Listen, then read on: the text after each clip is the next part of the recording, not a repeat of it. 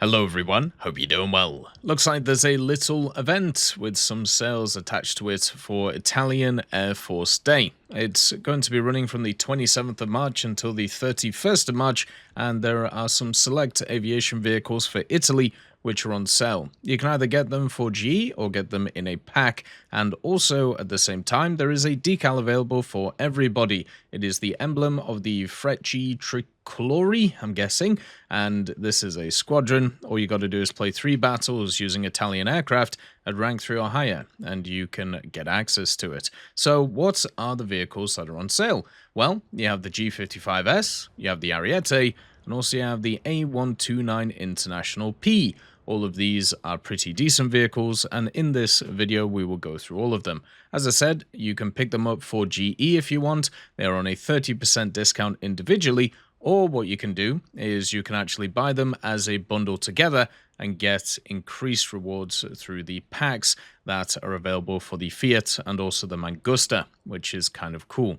The reason why this is being celebrated is because on the 28th of March 1923, the Italian Air Force was founded as a separate unit called Regia Aeronautica. After the Second World War and the abolition of the monarchy, it was renamed Aeronautica Militare. When the Italian Air Force decided to modernize in the late 20th century, it purchased the Eurofighter Typhoon. These aircraft now make up a significant part of the Aeronautica Militare's fleet. So the first vehicle that is on offer is the G55S. The G55S is probably the best fighter that you can get, which is a propeller-driven one as a premium. This is one of the vehicles that wipes the floor with pretty much anything that it faces. It has everything as that you would want for a propeller-driven aircraft. It has the DB605A, which is a very good engine for the platform. It has 3 20mm MG151s with a ton of ammo in them, which is really nice. It also has great flight capabilities and also has pretty good rate of climb, pretty good turn, and it's one of those vehicles where you can kind of match up to the enemy, work out what they are good at and bad at, and then kind of do the opposite, which is the whole thing about this vehicle. It's a vehicle that is designed in that way. It's designed where if you run into a turn fighter, you can energy fight it. If you run into an energy fighter, you can turn fight it. And then if there's a boom and zoomer, then you can defensively fly, make them overshoot, and hammer them with the guns. So the fact that this has a powerful engine, it also has a powerful set of armaments, and also at the same time, it does technically have a secondary role. You do get the 100 kilo bombs with it, so you can use it in ground if you want,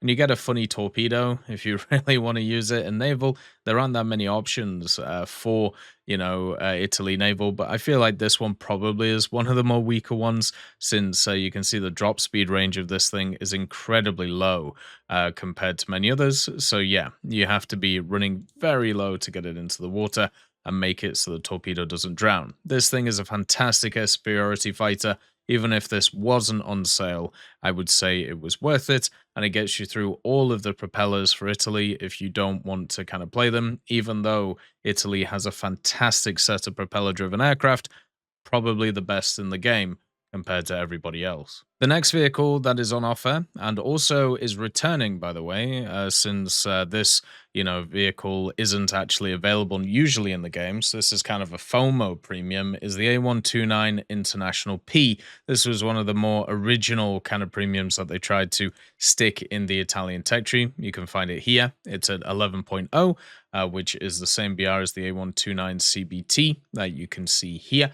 And it is at rank 6, so it can research all of the helicopters at pretty much 100% efficiency. You can see it has really high SL and also RP rewards, which is really good. It has access to an IRCM, which means it's good against IR missiles, and then also it has the thermals alongside the good old Hellfires, and this basically makes it 11.0. You can bring 8 Hellfires on this vehicle, and then also you can bring some guns if you want to, or some rockets, so you can kind of have that multi-role setup. The major problem with this vehicle is it doesn't actually get access to anything which is like close to the anti-air kind of things that you sometimes need to be able to defend yourself. So if you're bringing this thing on, at least in ground, you are full on air to ground. There's no air to air capabilities. There's no TY90s on this thing.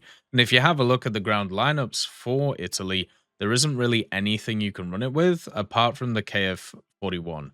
Because since this thing only has access to Hellfires and the thermals, you don't really want to use it at high BRs because there are much better machines which have a lot more stuff to it, right?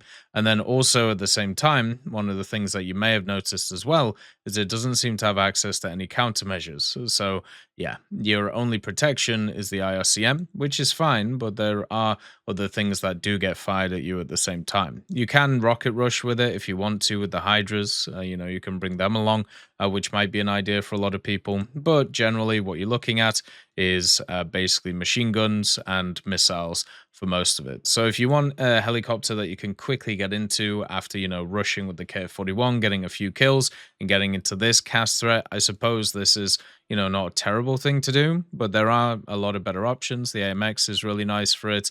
And also, of course, the Ghibli, which is here too. Both of these can also work well in that role. You also have the Ariete on sale. So the Ariete is a fantastic little vehicle. I personally haven't bought it for the simple fact that I played the Sparviero. Sparviero is super fun. I didn't really feel like I needed another experience, which was like the Sparviero in the Italian tech tree. So there was no real need for me to play this thing. But basically, what you have is a very rapid, tiny jet with very good firepower. You can see here it actually has kind of an interesting setup for engines. It has the RSR2 saw in the back, and then also the Derwent 9 over here. This means that it actually has very good acceleration, and since it's quite small, it's super maneuverable to fight. And what a lot of people do around 9.3 for some reason is they will end up dogfighting with this thing. If you dogfight with this thing, you've already lost. The way you deal with this is either through missiles or wait until it engages somebody else, and then you go on top of it. If you're in like an 8.7 or an 8.3 and you face an Ariete, you will just die instantly because you just don't have any kind of things which are, better than it. But there is quite a lot of monsters at 9.7.10.0 that can deal with the Ariete pretty well, especially if they have good missiles. So this vehicle also gets the 30mm Hispano HS825s. These recently got buffed. They added some pretty cool stuff to it. They added the ground target belts, which give it 39mm of pen, but also APHE. So if you do penetrate, you just nuke vehicles. And a lot of vehicles don't have a lot of top armor, so you can just go straight through. You do also have the air belts if you just want to do air. This is the HEIT, and since these are 30mm, they do hit very hard. One of the cool things about these guns is they also have a crazy high muzzle velocity, so you can be really accurate with the vehicle, and that is really fun, especially since it's super maneuverable. So at its BR, it's a really fun dogfighter. I would generally say, or I would highly recommend it for that role. One of the things I would say, though, is you are getting into those BRs where countermeasures are kind of useful. There are machines with like a bunch of really good missiles, and it can be kind of infuriating if you're a dogfighter and you only have that kind of string to your bow. But understand in general, that's how you're gonna have fun with it, and that's how everything's gonna like come together. Don't just worry about the fact that other people have missiles. Try and work out how to kind of counter them in that way, and also understand that if you can slow somebody down, if you can get them to actually engage you, and also anything below you in BR, you can absolutely nuke. So yeah, the Sparviero, which, as I said, was kind of the one that I played, which was when it came out in the tech tree. If I can actually find it, never mind. But basically, let's try again. What I ended up doing with the Sparviero is I just ran circles around people because that's what you were able to do. It didn't take me a lot of games to get it done. Oh, sorry, not the Sparviero, the Sagittario. My bad. But you can see here 20-5, 14 battles, 80% win rate. And I was like, yeah, I don't need to play this anymore. This thing's pretty busted. A lot of these kills were just me just throwing my life away because I was just wandering and flipping, dipping. And the Ariete is just a better version of it. So just play this and have an insanely good time. As always, I hope you have a wonderful day. I'll see you next time. I'd just like to thank GMG Smiley, CD Beans, Chieftain Mike, EMN3 Galaxy, Tulio Pontecorvo, Brendan Quinn, Carrion Crow, Gus Irenicus, Pyman, Wartinder, Teddy, Daniel Stanton, Martinez, B. Young, Ozzy Panzer, Alan Hacker, Liam Shear, Opium Prime, Lafouche, Sem Aslan, Uncle Bean, and Derek R. for supporting the channel.